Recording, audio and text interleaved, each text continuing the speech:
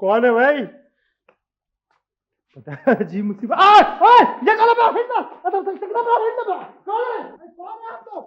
अरे खुदा का वास्ता, अरे मैं कहता हूँ मुझे छोड़िए प्लीज, फॉर गॉड। अरे क्या मुसीबत है? कौन है आप लोग? क्या? ओह मामू आप? ठीक है मामू, ठीक है। आप लोग मेरे लिए कंबल होकर रह जाएं। क्या बिगाड़ा है मैंने आप लोगों का? एक सेकंड जिमी, बात ये है, पता है क्या? ये देखो, ये पहन लो यार। मैं शर्मिंदगी के समंदर में एक फकीर पत्थर की तरह तय में पड़ा हूँ, प्लीज मुझे निकाल लो। देखिए मामू, मैं आपसे कोई नाराज नहीं हूँ, किसी से नाराज नहीं हूँ। मुझे माफ कर दीजिए, फॉर गॉड सेक मुझे माफ कर दीजिए। बहुत अच्छे हो। जिमी भाई, कहते हैं कि अपने आप को पहचानने के लिए किसी दूसरे का रवैया देखिए, लेकिन दूसरों को पहचानने के लिए अपने दिल की बात मानिए। क्या कहता है आपका दिल हमारे बारे में?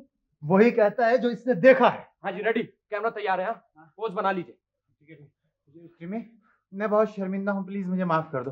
मामू डायलॉग्स नहीं आएंगे तस्वीर में, जरा फील करके बोलिए और जो कुछ बोल रहे हैं वो चेहरे पर लाइए।